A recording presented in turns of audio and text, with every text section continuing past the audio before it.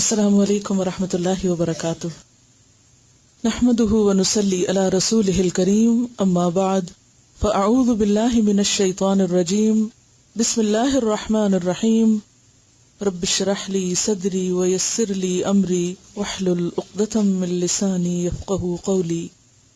ایک دفعہ درود شریف پڑھ لیجیے۔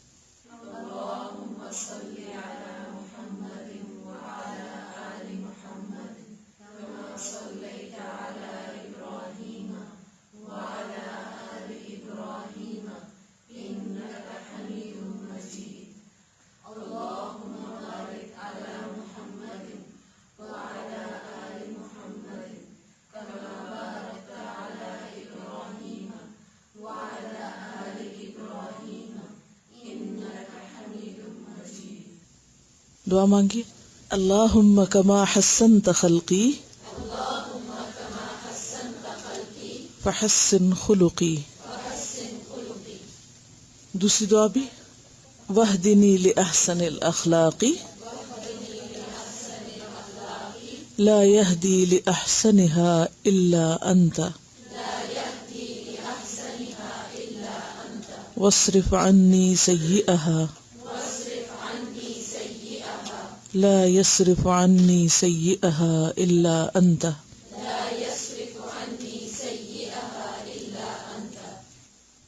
آج کا ہم نیا باب شروع کرتے ہیں۔ الحیاء، شرم و حیا، ماڈسٹی۔ حیا کا لفظ حا یا سے ہے۔ حیا کا مطلب ہوتا ہے زندہ ہونا، تو حیا لفظ حیات سے ہے، زندگی سے ہے۔ حیا مقصورہ بھی لکھا جاتا ہے اور ممدودہ بھی، یعنی حمزہ کے بغیر صرف الف کے ساتھ بھی۔ تو حیا کا لفظ عربی زبان میں بارش، تر و تازگی اور نباتات کے لیے آتا ہے۔ بارش، تر و تازگی اور نباتات کے لیے۔ بارش سے موسم خوشگوار ہوتا ہے، تر و تازگی ہوتی ہے، اور اسی طرح جب ہر طرف سبزہ ہوتا ہے، نباتات ہوتی ہیں، تو اس وقت بھی ایک بہار کی کیفیت اور ایک خوشگوار کیفیت پیدا ہوتی ہے۔ یہی لفظ پھر آگے چل کر شرم و حیا کے لیے استعمال ہونے لگا۔ تو اس سے آپ اندازہ لگائیے کہ لفظ حیا ہے کہاں سے، اور حیا لاتا کیا ہے انسان کی زندگی میں۔ خوشگواری، تر و تازگی، تعلقات کی بھلائی، خوبی۔ اور یہ ایک حقیقت ہے کہ دل کی زندگی بھی حیا کے ساتھ ہے۔ اگر حیا نہ ہو تو دل مردہ ہوتا ہے۔ حیا گویا دل کا جاگنا ہے، زندہ ہونا ہے۔ یعنی یہ زندگی کس کی زندگی ہے؟ دراصل دل کی زندگی ہے، اور دل میں ایک ایسی کیفیت کا پیدا ہونا جس کو انقباض کہا جاتا ہے، یعنی ایک اندر جھجک اور اپنے اندر ہی ضمیر کا جاگنا اور احساس کی شدت کا نام ہے، جو انسان کو برائی سے روک دے، جو اللہ تعالی کے جاننے کے بارے میں کہ اللہ سب جانتا ہے اس کا پورا یقین رکھے، یعنی جو اللہ کے علم کا احساس رکھے یا اللہ کے علم کے احساس پر مبنی ہو، جیسے کہ سورۃ العلق آیت 14 میں آتا ہے، الم یعلم بان اللہ یرا، کیا وہ نہیں جانتا کہ اللہ دیکھتا ہے، اور یعلم خائنۃ الاعین وما تخفی الصدور، وہ جانتا ہے نگاہوں کی خیانت کو اور جو دلوں میں پوشیدہ ہے، جو دل چھپائے ہوئے ہیں۔ تو گویا حیا دل کی زندگی ہے، دل کا وہ احساس ہے جو انسان کو ہمیشہ چوکنا رکھتا ہے، جو انسان کے لیے برائی سے ایک روک بن جاتا ہے۔ آپ دیکھیے کہ اگر کوئی شخص مردہ ہو تو اس کو نہیں پتا کہ اس کے آس پاس کیا ہو رہا ہے۔ اسی طرح اگر کوئی شخص سو رہا ہو تو اس کو کوئی احساس نہیں ہوتا کہ اچھا ہو رہا ہے یا برا ہو رہا ہے، کون کیا کر رہا ہے، سوتے ہوئے انسان کو نہیں پتا ہوتا۔ بالکل اسی طرح اگر انسان کا دل مردہ ہو، دل سویا ہوا ہو، تو دل یا انسان اپنی غلطیوں کو نہیں دیکھ سکتا، اپنی خرابیوں کو نہیں جان سکتا اور اچھے برے کی تمیز نہیں کر سکتا اور برائی پر خود کو نہیں روک سکتا، تو حیا ایک طرح سے باخبر ہونے کا نام بھی ہے۔ ام المومنین فرماتی ہیں رأس مکارم الاخلاق الحیاء، اچھے اخلاق کا رأس یعنی اوپر کا حصہ، ٹاپ کا حصہ حیا ہے۔ گویا اگر حیا ہے انسان کے اندر کا ایک احساس جاگتا ہے جو اسے اچھے اور برے میں فرق سجھاتا ہے، تو ہی انسان کے اندر حقیقی معنوں میں اچھا اخلاق پیدا ہو سکتا ہے۔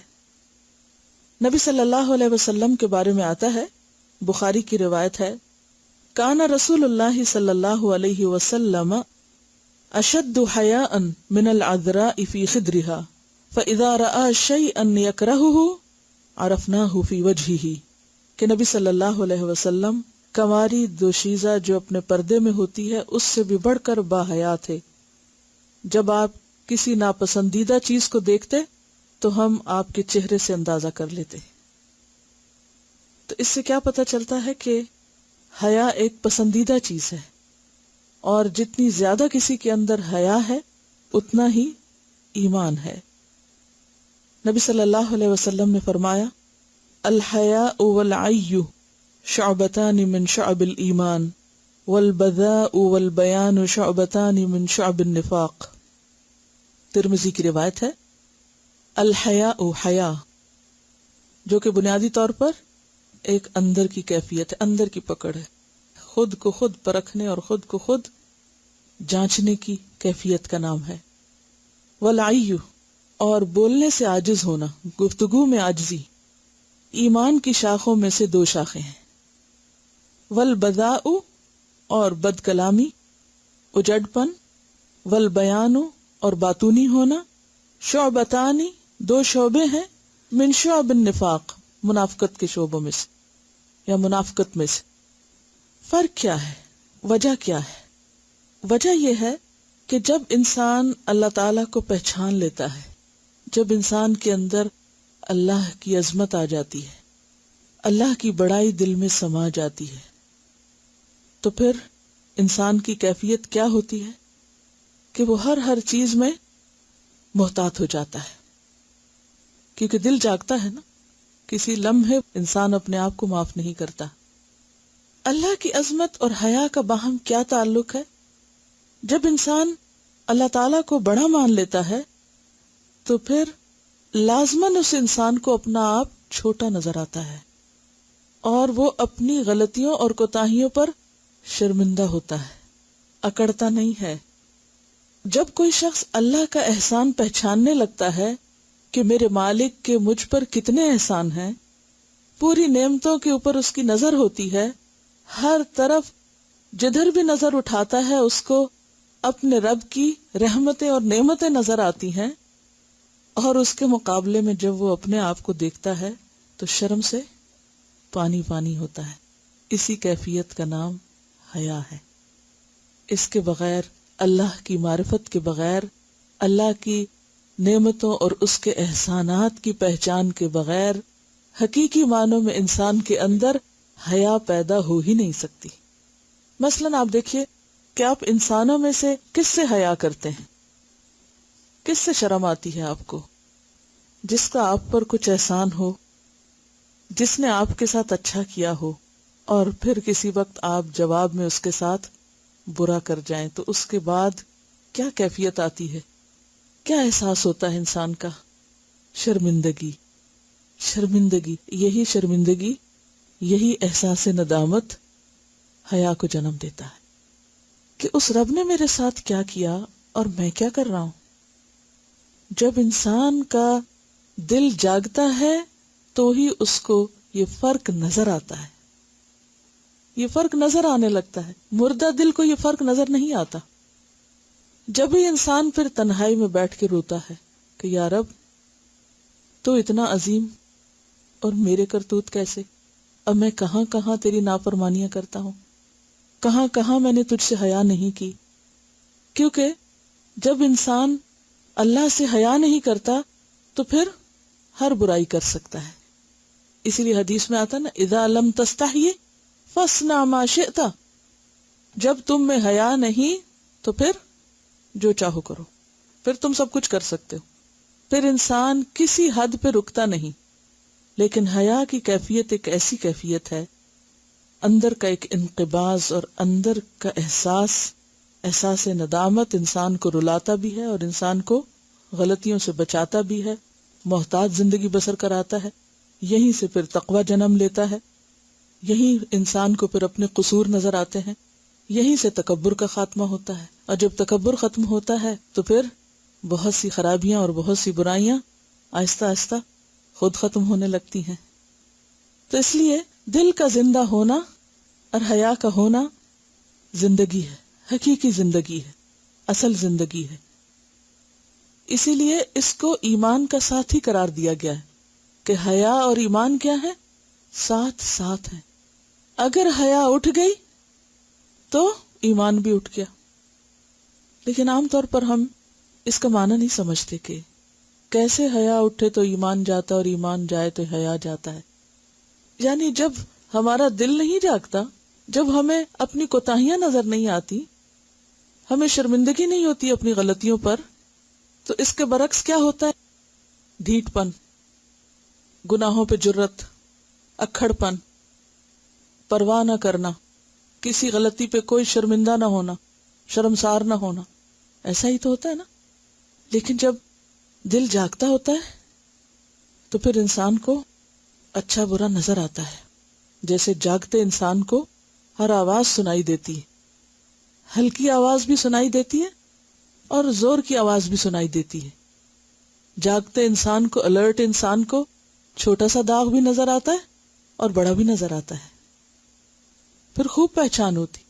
لیکن جو تھکا ہوا ہو انسان، جو نیند کے غلبے میں ہو، جو مرنے کے کنارے پہنچا ہوا نزا کے عالم میں ہو، اس کے سامنے کو رو رہا ہو، چیخ رہا ہو تو اس کو پرواہ نہیں ہوتی، وہ نہیں سوچ سکتا ان کے بارے میں. کبھی آپ نے دیکھا ہوگا کہ جب آپ خود بہت تھکے ہوئے ہوں تو آپ کو پرواہ نہیں ہوتی کہ کوئی لڑ رہا ہے، کوئی کیا کر رہا ہے اور کیا نہیں کر رہا. آپ سوچتے ہیں جو مرضی جس کا جی چاہے کرے. لیکن آپ جب بالکل فریش ہوتے ہیں، آپ کا ذہن تر و تازہ ہوتا ہے، تو آپ کو چھوٹی چھوٹی چیزیں نظر آنے لگتی. مثلاً اگر آپ صبح سویرے صفائی شروع کریں تو صفائی کیسی ہوتی ہے، اور اگر آپ رات سونے سے پہلے آپ صفائی کر رہے ہو تو کیسے کرتے ہیں. فرق ہے نا. بالکل اسی طرح جب انسان اپنی ایمانی معرفت کی کیفیت میں ہوتا ہے تو چھوٹی چھوٹی غلطی سخت چبھتی نظر آتی ہے، شرمندگی ہوتی ہے، معافی مانگتا ہے انسان، اسے چھوڑنے کے طریقے سوچتا ہے. اور جب انسان بے حس ہوتا ہے، غافل ہوتا ہے، تو بڑی بڑی خطائیں اس کو کچھ بھی نظر نہیں آتی. حیا پیدا کیسے ہوتا ہے؟ بعض حکماء کا قول ہے کہ احی الحیاء بمجالست من یستحیا منہ، حیا کو زندہ کرو، یعنی حیا پیدا کرو. کیسے؟ ان لوگوں کی مجلس، صحبت سے کہ جن سے حیا کیا جاتا ہے. یعنی جب تم ایسے لوگوں کے بیچ میں ہو کہ جن سے تمہیں حیا آتی ہے تو ان کی مجلس میں بار بار بیٹھنے سے تمہارے اندر بھی وہ حیا پیدا ہو جائے گی. یعنی حیا کی کیفیت جو ہے وہ انسان کے اندر صرف علم سے نہیں آتی، صحبت صالح سے آتی ہے. صحبت صالح، کیونکہ انسان ان کے رویے اور ان کے عمل سے بہت کچھ سیکھتا ہے. ان کے رویے کو دیکھ کر پھر اپنی غلطیاں نظر آتی ہیں، اپنی گفتگو کا انداز، اپنے معاملات. اچھی صحبت اور اچھے لوگوں کی مجلس انسان کے اندر اچھائیاں پیدا کرتی ہے، کیونکہ بہت کچھ انسان خاموشی سے سیکھ رہا ہوتا ہے، بغیر کسی بات کے. تو خلاصہ یہ ہے کہ حیا زندگی کی علامت ہے، حیا ایمان کی علامت ہے، حیا اللہ کی معرفت کی علامت ہے. وہ معرفت جو انسان کے احساس جواب دہی اور ذمہ داری کو اجاگر کرتی ہے، انسان کے اندر یہ احساس پیدا کرتی ہے کہ وہ اس دنیا میں ذمہ دار ہے. وہ معرفت جو انسان کے اندر ایک سنجیدگی پیدا کرتی ہے، انسان کے اندر گہرائی پیدا کرتی ہے اور انسان کو غور و فکر کرنا سکھاتی ہے. با حیا ہونا، حیادار ہونا ایک پورا کلچر ہے.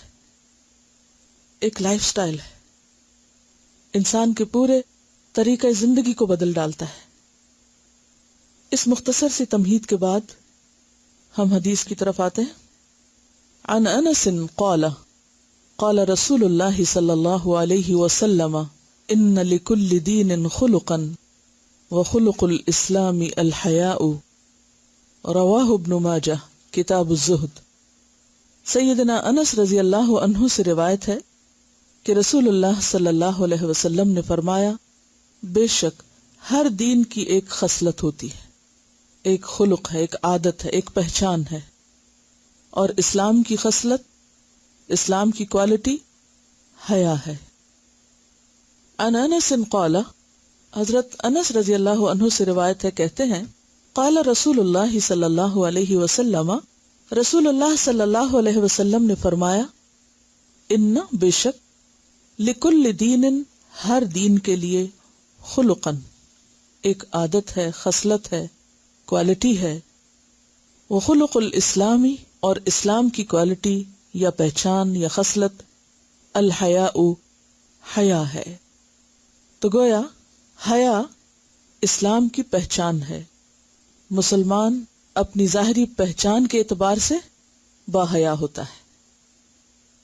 اس حدیث کو حضرت انس بن مالک نے روایت کیا ہے۔ حضرت انس بن مالک کون تھے؟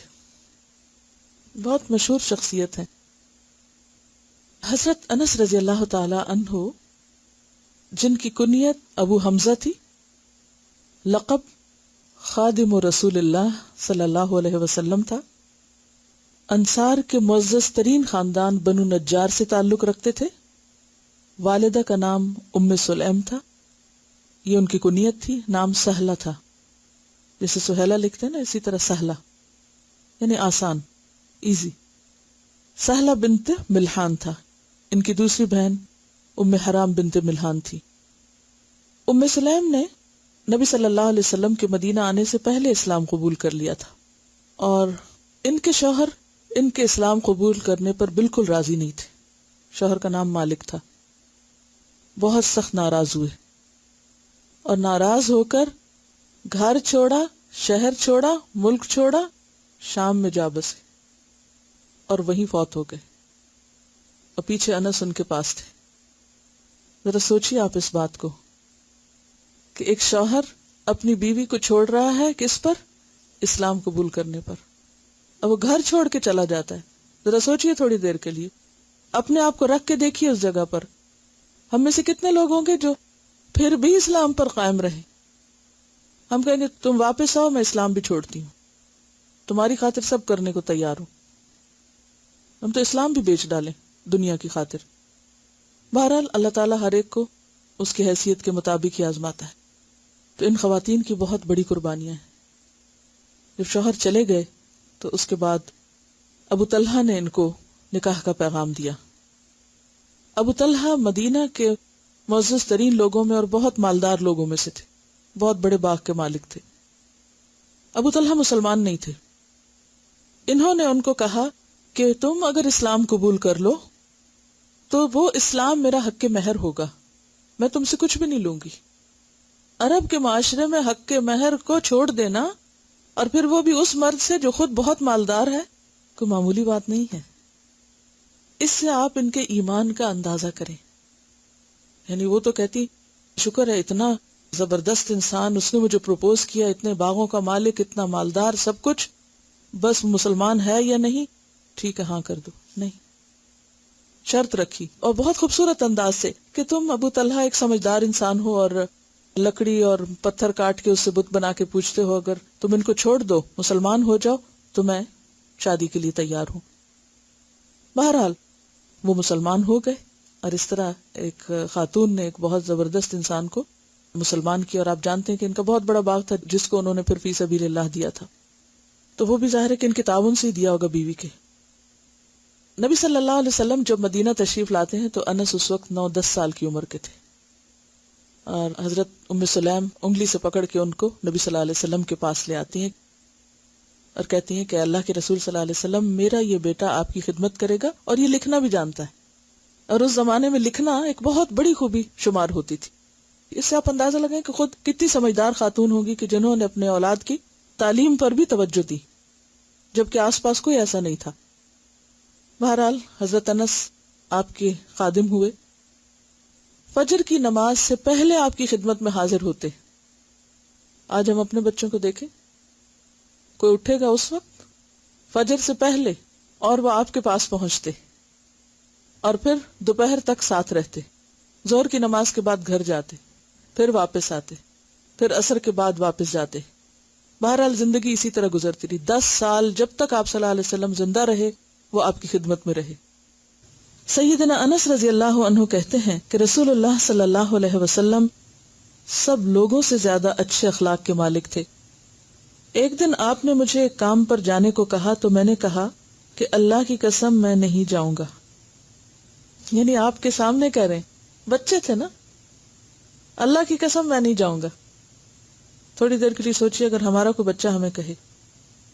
لیکن میرے دل میں یہی تھا کہ جس کام کے لیے آپ حکم دیتے ہیں جاؤں گا.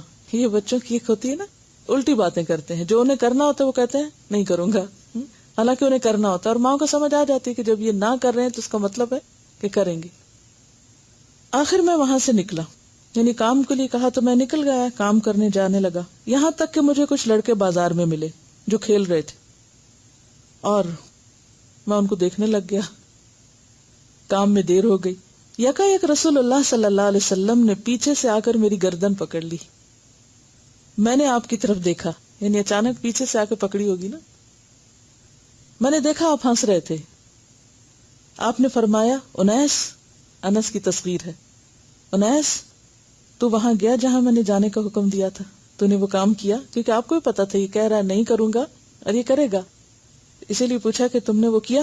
میں نے کہا جی ہاں یا رسول اللہ صلی اللہ علیہ وسلم, میں جاتا ہوں, میں بھی جا رہا ہوں.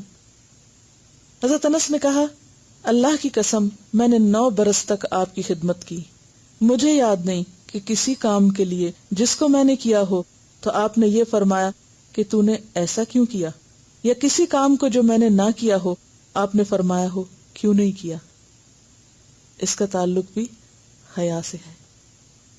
ایک اور روایت میں حضرت انس کہتے ہیں کہ رسول اللہ صلی اللہ علیہ وسلم کی ہتھیلی سے زیادہ نرم میں نے کسی دیباج و حریر کو بھی محسوس نہیں کیا. یعنی آپ صلی اللہ علیہ وسلم کی ہتھیلی جو تھی وہ اتنی نرم تھی کہ جیسے کوئی کسی ریشم پہ ہاتھ رکھ دے. اور آپ کی خوشبو سے زیادہ مجھے کوئی خوشبو اچھی نہ لگی. میں نے 10 سال متواتر آپ کی خدمت کی اور اس پورے عرصے میں آپ نے مجھے اف تک نہ کہا. جو کام میں کر دیتا اس کے متعلق کبھی یہ نہیں کہا کہ یہ کیوں کیا, اور جو میں نہ کرتا اس کے بارے میں کبھی یہ نہ فرمایا کہ تو نے یہ کیوں نہ کیا. بخاری اور مسلم کی روایت ہے. یعنی کبھی نہیں مجھے ڈانٹا. ایک مرتبہ آپ نے ان کو کسی کام کے لیے بھیجا. جب گھر پہنچے حضرت انس تو کچھ دیر ہو چکی تھی. ماں نے پوچھا کہاں تھے تم؟ تو انہوں نے کہا کہ مجھے آپ صلی اللہ علیہ وسلم نے کسی کام کے لیے بھیج دیا تھا. کیا کام تھا؟ نہیں, وہ ان کا راز تھا, وہ میں نہیں آپ کو بتا سکتا. کہنے لگی کہ دیکھو اگر آپ نے منع کیا ہے تو یہ بات کسی کو بھی نہیں بتانا. اچھا ہم ہوتے تو کیا کہتے, اچھا مجھے تو بتا دو, میں تمہاری ماں ہوں, باقی اور نہیں کسی کو بتانا. اب دیکھیے کہ جب ہم بچوں کی تربیت کرتے ہیں تو ہمیں اپنے عمل سے سکھانا ہے. جو بات ہم انہیں کہہ رہے ہیں کہ یہ نہیں کرنا, پہلے وہ خود پہ صبر اور ضبط کر کے خود نہیں کرنا, خود مثال بننا ہے کہ دیکھو مجھے بھی نہیں بتا اور کسی اور کو نہیں بتانا کیونکہ یہ آپ کا راز ہے. اور حضرت انس نے وہ بات پوری زندگی کسی کو نہیں بتائی. آپ کے ایک شاگرد تھے, بہت خاص شاگرد, حضرت ثابت. تو ایک دفعہ ان کو مخاطب ہو کے کہتے ہیں کہ ثابت اگر وہ حضور کا راز نہ ہوتا اور مجھے کسی کو بتانا ہوتا تو واحد تم تھے جسے میں بتاتا, لیکن چونکہ آپ کا راز تھا اس لیے میں کسی کو بھی نہیں بتاتا. کس قدر امانت دار تھے. اس کو امانت کہتے ہیں. راز ہے, ایک بات ہے, نہیں بتائی, نہ ماں کو بتائی نہ اپنے خاص شاگرد کو بتائی. بہرحال نبی صلی اللہ علیہ وسلم ان سے بہت زیادہ خوش ہوتے اور ان کو انیس کہہ کے بھی پکارتے. انیس کی بجائے انیس تصغیر کا صیغہ ہے. اور کبھی میرے پیارے بیٹے کہہ کے پکارتے, اور ایک بار او 2 کانوں والے کہہ کے پکارا. یعنی محبت کے انداز ہے نا, او 2 کانوں والے. ہر ایک کے 2 کان ہوتے ہیں لیکن بچوں کو ایسی باتیں اچھی لگتی ہیں۔ بہرحال حضرت عمر رضی اللہ تعالیٰ عنہ کے دور تک مدینہ میں رہے، پھر حضرت عمر نے ان کو اور ان کے ساتھ 10 لوگ اور تھے، ان کی ایک جماعت کو بصرہ بھیجا لوگوں کو تعلیم دینے کے لیے۔ پھر وہاں انہوں نے مستقل رہائش اختیار کر لی، ساری زندگی پھر وہیں پر رہے بصرہ میں۔ نبی صلی اللہ علیہ وسلم ان سے بہت خوش ہوتے، ان کو اکثر دعائیں دیتے، اور ایک مرتبہ ان کو دعا دی، اللہم اکثر مالہ وولدہ وادخلہ الجنہ، اے اللہ اس کو مال بھی زیادہ دینا، اولاد بھی زیادہ دینا، اور اس کو جنت میں داخل کرنا۔ بہرحال دنیا میں اللہ نے ان کو بہت مال دیا۔ وفات کے وقت ان کے بیٹوں اور پوتوں کی تعداد 100 تھی۔ جب یہ فوت ہوئے تو 100 بیٹے اور پوتے تھے ملا کر، تو اس سے آپ اندازہ لگائیں کہ دعا کیسے پوری ہوئی۔ تو کہا کرتے تھے، آپ کی 2 دعائیں تو پوری ہو گئی، مجھے امید ہے کہ اللہ تیسری بھی پوری کر دے گا، وَأَدْخِلْهُ الْجَنَّةَ۔ تو یہ آپ کے دل سے وہ نکلی ہوئی دعائیں تھیں جو حضرت انس کو لگی۔ بہرحال آپ سفر اور حضر میں آپ کے ساتھ رہتے ہر جگہ پر، اور براہ راست بہت کچھ سیکھنے کا اتفاق ہوا، اور پھر اس کے بعد 1000 سے زائد احادیث آپ سے روایت بھی کی۔ ساری زندگی تعلیم دینے کا کام کیا، اور اس کے ساتھ ساتھ بعض جنگوں اور دیگر کاموں پر بھی فائز ہوئے، بحرین کے گورنر بھی بنائے گئے، اور اس کے علاوہ بھی کچھ اور کام ان کی زندگی کے ملتے ہیں۔ حضرت انس یہ حدیث روایت کرتے ہیں، اور آپ اکثر احادیث کے شروع میں ان کا نام دیکھیں گے، انس ابن مالک، اس باپ کے بیٹے جو اسلام کی وجہ سے ناراض ہو کر چلا گیا، اسے نہیں معلوم کہ اس کی اولاد نے کیسا کیسا کام کیا۔ اس کو کہتے ہیں یخرج الحی من المیت، کہ زندہ کو مردہ سے نکالتا ہے۔ تو انس بن مالک رضی اللہ عنہ یہ روایت کرتے ہیں کہ آپ صلی اللہ علیہ وسلم نے یہ بتایا کہ ہر دین کا، یعنی ہر ریلیجن کا کوئی نہ کوئی ایک امتیازی نشان ہوتا ہے کہ جس کی وجہ سے وہ پہچانا جاتا ہے، اور اسلام کی پہچان کس میں ہے؟ حیا میں۔ اور حیا اگرچہ اندر کی ایک کیفیت ہے، لیکن براہ راست انسان کے عمل پر اثر انداز ہوتی ہے۔ انشاءاللہ زندگی رہی تو بتاؤں گی کہ حیا کا دائرہ کار کہاں کہاں ہے، کس طرح گفتگو میں، لین دین میں، اللہ تعالیٰ سے معاملہ کرنے میں انسان کے اندر حیا کس طرح کام کرتا ہے، یعنی حیا کے مختلف سمتیں کیا ہیں۔ اگلی حدیث ہے، عن ابی ہریرہ عن النبی صلی اللہ علیہ وسلم قال الایمان بضع وستون شعبۃ والحیاء شعبۃ من الایمان رواہ البخاری کتاب الایمان۔ سیدنا ابو ہریرہ رضی اللہ عنہ سے روایت ہے کہ نبی کریم صلی اللہ علیہ وسلم نے فرمایا کہ ایمان کی 60 سے کچھ اوپر شاخیں ہیں، اور حیا بھی ایمان کی ایک شاخ ہے۔ الایمان بدع، بدع کا لفظ آتا ہے 3 سے 9 تک کی تعداد کے لیے، یعنی اگر ہم 10 کے اوپر 3 سے زیادہ اور 9 سے کم ہندسہ استعمال کریں تو بعض اوقات ایگزیکٹ فگر بتایا جاتا ہے، اور بعض اوقات بدع کا لفظ بتا دیا جاتا ہے۔ تو الایمان بدع و ستون، 60 ستہ سے، شعبتن شعبہ ہے، شاخ، والحیاء اور حیا شعبتن ایک شعبہ ہے، من الایمان ایمان میں سے، یا ایمان ہی کی ایک شاخ ہے۔ تو گویا اس سے پہلی بات تو یہ پتہ چلتی ہے کہ ایمان محض ایک ایبسٹریکٹ چیز نہیں، بلکہ اس کا تعلق عمل سے ہے۔ ایمان محض زبانی اقرار کا نام نہیں، ایمان صرف دل کا یقین نہیں، بلکہ عمل میں اس کے اظہار کا نام ہے۔ تو ایمان کی 60 سے اوپر شاخیں، یعنی ایمان کا دائرہ کار بہت وسیع ہے، ایمان کی کئی برانچز ہیں، ایمان سے بہت کچھ پھوٹ کے نکلتا ہے، اور اس میں سے ایک چیز حیا بھی ہے۔ عن ابی ہریرہ قال قال رسول اللہ صلی اللہ علیہ وسلم الحیاء من الایمان والایمان فی الجنۃ والبذاء من الجفاء والجفاء فی النار۔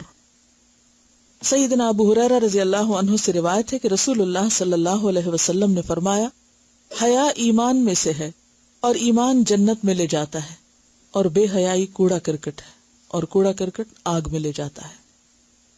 الحیاء من الایمان، جیسے کہ پچھلی حدیث میں بھی آیا کہ شعبۃ من الایمان، اور یہاں ہے من الایمان. والایمان فی الجنہ، اور جنت میں لے جانے والی چیز ایمان ہے. والبذاء، اور فحش گوئی.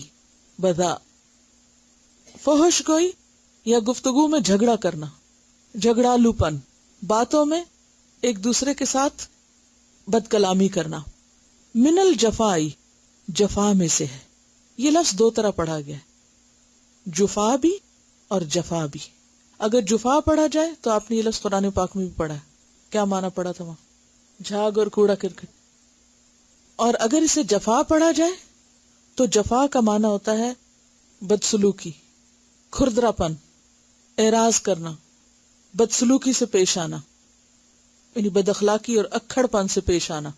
یعنی کوئی شخص آرام سے بات کرے تو جواباً اس پہ برس پڑنا، جھگڑ کے جواب دینا، سختی سے، جیسے کولڈ رویہ اختیار کرنا. یہ سب چیزیں جفا میں آتی ہیں. اردو میں بھی لفظ جفا استعمال ہوتا ہے، وفا کے اپوزٹ جفا کا لفظ استعمال ہوتا ہے.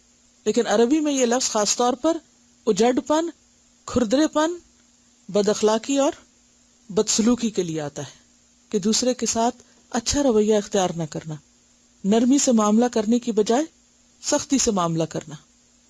فرمایا والبذاء من الجفاء، کہ فحش گوئی جو ہے، بدتمیزی سے بات کرنا، دوسروں کے سر چڑھ کے بولنا، دوسروں کے ساتھ تلخ کلامی کرنا، یہ اجڑ پن کی علامت ہے.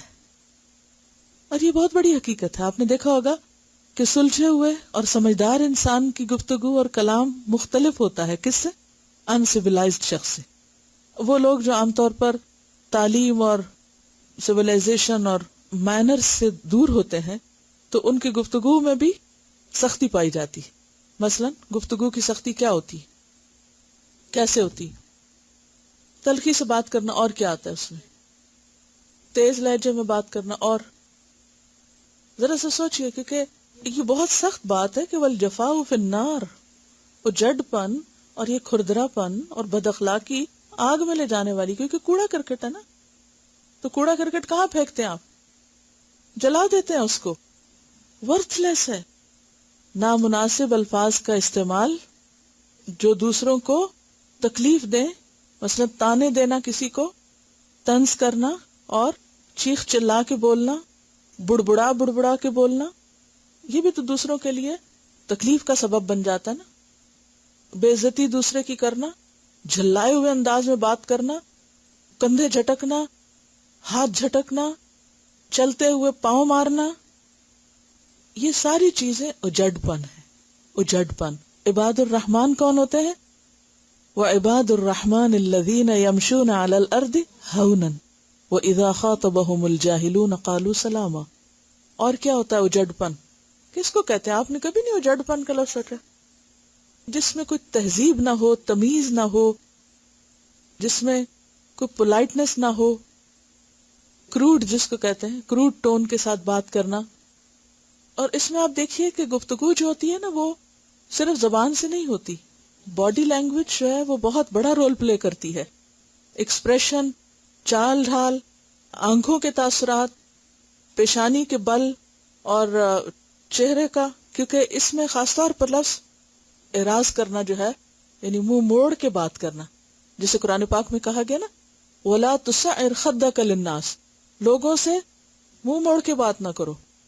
اجڑ پن جو ہے یہ انسیولائزڈ ہونا ہے، لاؤڈ ہونا، جسے عام طور پہ ہم کہتے ہیں نا کہ لاؤڈ ہو گیا، جھڑک کے ڈانٹ کے بات کرنا اور بے لحاظی سے بات کرنا. یہ ساری اگر لسٹ ہم لکھ لینا اور لکھ کے وہاں بورڈ پہ بھی لگا دیں اور ہفتہ بھر آتے جاتے اس پہ نظر ڈالتے رہیں اور اپنے آپ کو یعنی کہ ایک طرح سے آئینہ بنا لیں اور دیکھیں کہ ہم کر کیا رہے ہیں. بعض اوقات گفتگو میں نامناسب الفاظ کا استعمال، یعنی دوسرے کو اوئے کر کے بلانا یا دوسرے کو حقیر کر کے مخاطب کرنا. دیکھیں جیسے ہمارے لوگ بارگیننگ کرتے ہیں، دے اسٹارٹ یلنگ، اور دوسرے کے اوپر چیخنا چلانا، اور پھر بعض اوقات دوسرے کا نقلیں اتارنا. یعنی بعض لوگ بات کرتے ہوئے دوسرے کو چنگے لگانے لگتے ہیں، یہ نقلیں اتارنے لگتے ہیں. یعنی غیر مہذب ہونے کے جتنے بھی اعمال ہیں وہ سب اس میں شامل. اس سے آپ اندازہ لگائیں کہ جنت کے لیے اللہ تعالیٰ جن لوگوں کو سلیکٹ کرنا چاہتا ہے وہ اس کی سلیکشن بہت زبردست ہے.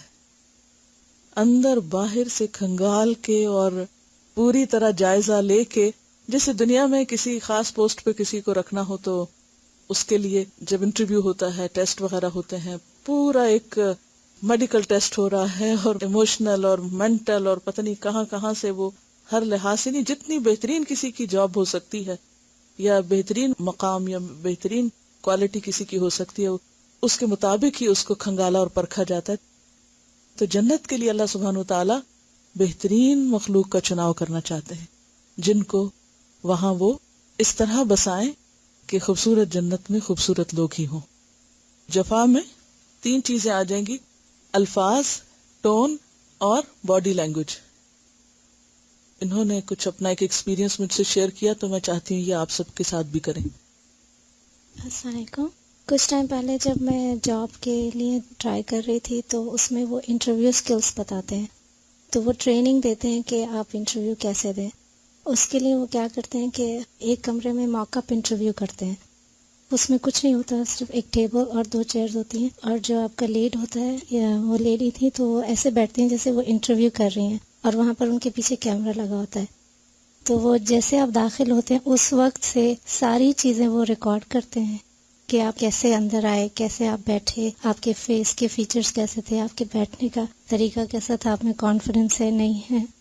اور پھر جب وہ باتیں کرتے ہیں تو کویسچنس پوچھتے ہیں سارے، اور اس کے حساب سے ساری چیز آپ کی ریکارڈ ہوتی ہے جب تک آپ واپس باہر چلے جاتے. پھر وہ کیا کرتے ہیں کہ جب وہ سارے کلاس میں باقی اسٹوڈنٹس ہوتے ہیں تو ان کے ساتھ وہ ویڈیو ڈسپلے کرتے ہیں، سب پلے بیک کرتے ہیں، اور سارے لوگ وہ بیٹھ کر دیکھتے ہیں، اور سب کو پھر وہ چانس دیتے ہیں کہ اب آپ دیکھیں اس کو اور بتائیں کہ اب غلطی کہاں تھی، اچھا کیا تھا، بہتر کیا ہو سکتا ہے. تو وہ سب پوائنٹ کرتے ہیں کہ اب وہ خود جب دیکھتے ہیں تو لگتا ہے کہ ہم ایسے کر رہے تھے. میں سوچ رہی تھی کہ دنیا میں کسی پوسٹ کے لیے سلیکشن کرتے ہوئے اتنے اہتمامات اور غلطیوں کی کیسے کیسے اصلاح اور کیسے کیسے حال حلیے کو اور انداز کو اور پوسچر کو اور ہر چیز کو بہتر بنانے کی ترکیبیں. اللہ تعالیٰ نے جنت کے چناؤ کے لیے جو ہمیں لسٹ دے رکھی ہے اور جو چیزیں ہم سے ریکوائرڈ ہیں وہ بھی اسی طرح سب ریکارڈ ہو رہی ہیں، اور بتا بھی دیا، اسوہ حسنہ بھی دکھا دیا کہ یہ ہے آئیڈیل، یہ ہے اصل نمونہ، اور اس کے مطابق تم ہو جاؤ گے تو میری اس بہترین جنت میں داخل ہو جانا. کمی کوتاہی تو کوشش کے باوجود اللہ تعالیٰ معاف کر دیں گے، ورنہ قیامت کے دن یہ سب ری پلے ہوگا جو کچھ ہم یہاں کر رہے ہیں. تو اس سے پہلے کہ وہاں ری پلے ہو تو کیوں نہ ہم لوگوں کی ہم پر جو تنقید ہے اس کو ہی سن لیں. جب ہم کسی سے اکھڑ پن کر رہے ہوتے ہیں تو جوابی ہمیں دوسرے کے چہرے سے پتہ چل جاتا ہے نا، یہ نہیں چلتا. اگر ہم میں حیا ہوتی ہے تو ہم دیکھ کے شرمندہ ہوتے ہیں، ہم مان جاتے ہیں اور احساس کرتے ہیں کہ ہمیں نہیں کرنا. اور اگر حیا نہیں ہوتی تو ہم کہتے جاؤ جاؤ، تم کون ہو یہ سب بتانے والے مجھے. تو انسان اپنی غلطی کو مانتا بھی نہیں. تو جب تک ریئلائزیشن نہیں ہوتی کہ ہم غلط ہیں یا جو ہم کر رہے ہیں وہ خوبصورت نہیں ہے تو انسان بہتری کی طرف کوشش بھی نہیں کرتا. تو یہ سب کچھ ہمارے اپنے ہی حق میں بہتر ہے. اگر ہماری کوئی اس طرح ویڈیو بنا کے سب کے سامنے دکھانے لگے تو کتنا مشکل کام ہے، کتنا امبیرسنگ ہوگا. لیکن ہم اس امبیرسنگ حالت میں ہر وقت لوگوں کے سامنے ہوتے ہیں اور ہمیں پرواہ نہیں ہوتی. کیوں؟ اس لیے کہ حیا نہیں. حیا سے پرواہ آتی ہے. حیا ایک اپنے اوپر خود چیک ہوتا ہے، اپنے عمل پہ خود شرمندگی ہوتی، شرمندگی کے بعد اعتراف ہوتا ہے. توبہ کے لیے بھی پہلی شرط کیا ہے؟ شرمندگی، ندامت، احساس کہ میں نے غلط کیا، مجھے یہ رویہ نہیں اختیار کرنا چاہیے، مجھے اس کو چھوڑنا ہے. تو فرمایا الحیاء من الایمان والایمان فی الجنت، ایمان جنت میں ہوگا یعنی ایمان والے جنت میں ہوں گے. یعنی حیا ایمان میں سے ہے، اور جن کے اندر حیا یعنی ایمان کی یہ خصوصیت ہوگی وہ خصوصیت ان کو جنت میں لے جائے گی. والبذاء، اور فحش گوئی، بد تہذیبی اور بد اخلاقی، من الجفاء، جفا میں سے ہے. والجفاء فی النار، اور جفا آگ میں ہے. اور اگر اس کو جفا پڑھیں تو اس کا معنی کیا ہوگا کہ بے حیائی کوڑا کرکٹ ہے، یعنی اس کی کوئی حیثیت نہیں. اور کوڑا کرکٹ آگ میں ہے. آگ میں لے جاتا ہے نہیں بلکہ آگ میں ہے. اگر لفظی ترجمہ دیکھیں نا، والجفاء فی النار، جفا آگ میں، یعنی وہ آگ ہی کے قابل ہے. میں کبھی سوچتی ہوں کہ اللہ سبحانہ وتعالیٰ نے یہ جو دنیا بنائی ہے، اور اس میں چند ایک چیزیں جیسے کلر کمبینیشن آپ دیکھیں، درختوں کا سائز دیکھیں، پتوں کے رنگ دیکھیں، کلر سکیمز مختلف چیزوں کی آپ دیکھیں، پرندوں کے کلرز دیکھیں، تو اس سے پتہ چلتا ہے کہ ان اللہ جمیل ویحب الجمال، کہ اللہ تعالیٰ خوبصورت ہے اور خوبصورتی کو پسند کرتا ہے. اور یہ خوبصورتی اگر اس نے اپنی اس دنیا میں جھلک دکھائی ہے ہمیں، نیچر میں کتنی خوبصورتی، کسی موسم میں بھی دیکھیں، ہر موسم کی اپنی خوبصورتی. جب ہر طرف برف پڑی ہوئی ہوتی ہے تو اس برف کی اپنی خوبصورتی، جب ہر طرف ہریالی ہوتی ہے تو اس کی اپنی خوبصورتی. فال کے سیزن میں جو پتوں کے رنگ ہیں ان کی اپنی خوبصورتی. برائٹ ڈے ہو، آسمان نیلا ہو، اس کی اپنی ایک خوبصورتی. بادل ہوں، ہوائیں ہوں، بارش ہو، اس کی اپنی ایک خوبصورتی. نیچر میں ہر چیز خوبصورت ہے، خواہ وہ جانور ہوں، پرندے ہوں، مکوڑے ہوں، حتیٰ کہ سانپوں کی جو کیچڑی ہے، اوپر کی جو کھال ہے، اس کے ہی کلرز آپ دیکھ لیں، اس کے ہی ڈیزائنز آپ دیکھ لیں. یعنی جو رب اتنا خوبصورت ہے اور جس نے خوبصورتی اس قدر پھیلا دی زمین پر، وحدائق ذات بہجہ، بارونق اور خوبصورت باغات اگا دیے جس رب نے، وہ رب اور اس کی جنت کس قدر خوبصورت ہوں گے. اس کو حاصل کرنے کے لیے خوبصورت رویوں، خوبصورت اخلاق اور خوبصورت معاملات کی ضرورت ہے. تو اس کے لیے ہمیں اپنے آپ کو خود دیکھنے کی ضرورت ہے، اور اس کے لیے بہترین آئینہ لوگ ہیں.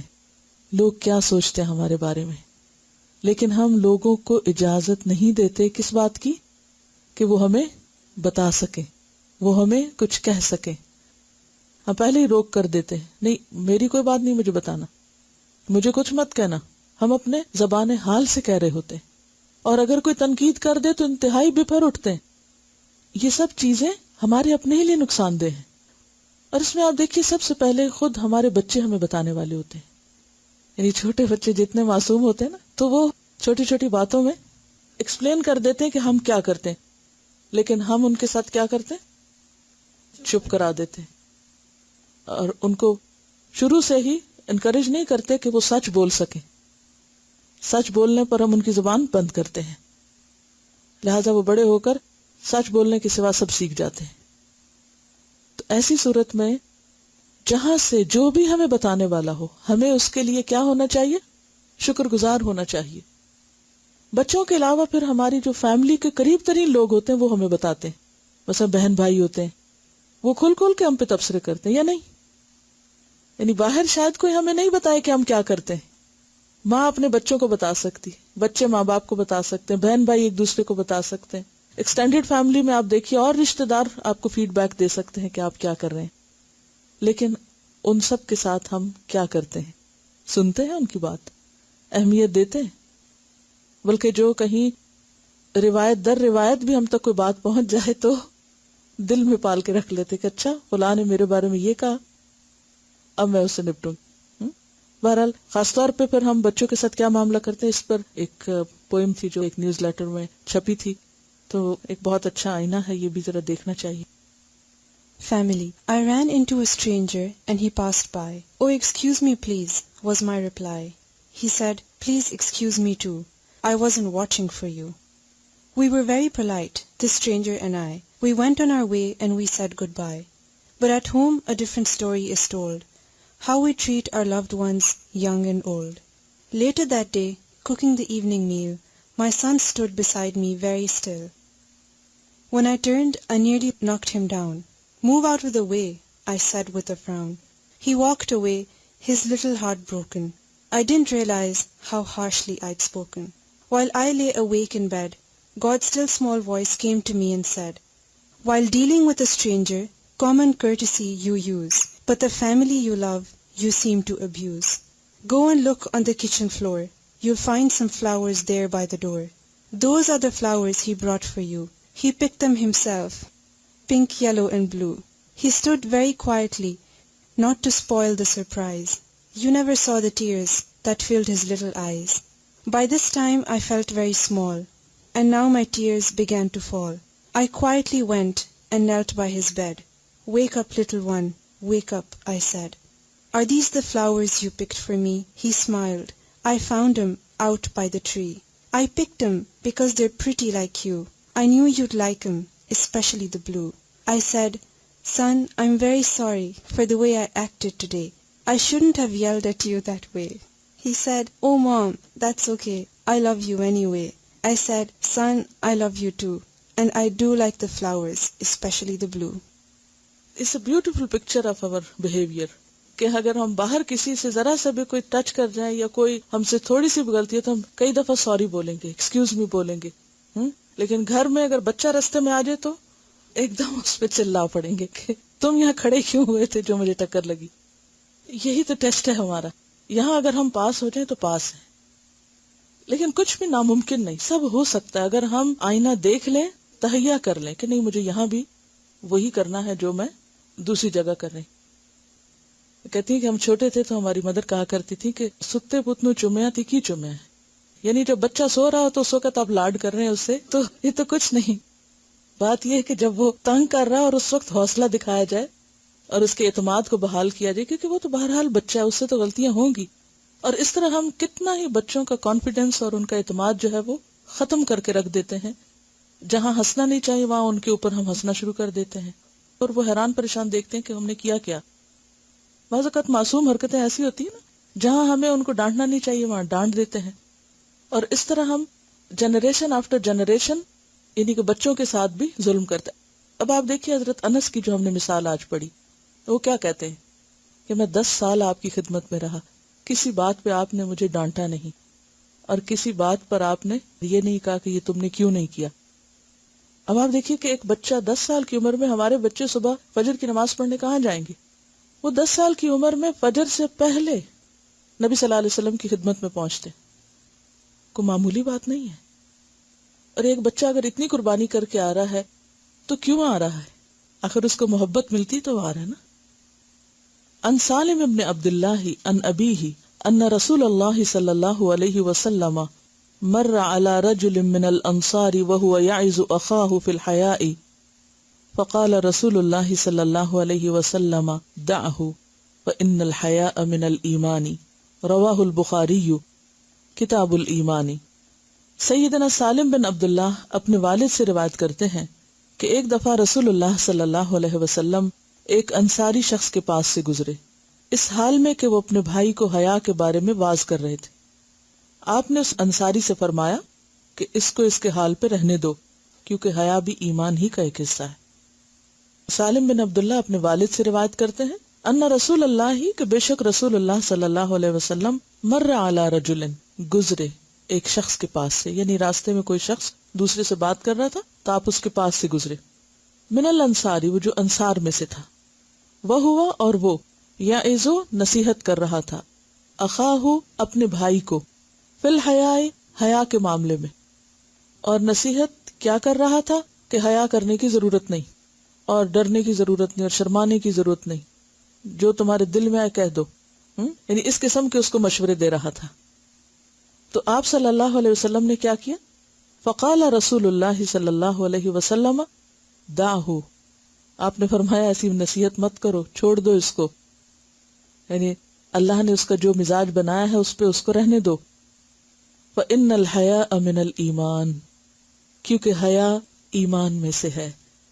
یعنی اگر یہ بد اخلاقی سے، بد کلامی سے اور چیخ چلا کے بات نہیں کرتا تو اس میں کوئی خرابی نہیں. کیونکہ آپ دیکھیے کہ دور جاہلیت میں عرب جو تھے بہت اکھڑ تھے اور اکھڑ پن کو وہ اپنی خوبی سمجھتے تھے. اور خاص طور پر آپ دیکھیے کہ جو بدو لوگ تھے، دیہاتی اجڑ، وہ جب آپ صلی اللہ علیہ وسلم کی مجلس میں آتے تو بسا اوقات آپ نے پڑھی ہیں ایسی روایات کہ جن میں انداز کلام میں ایک کھردرا پن تھا.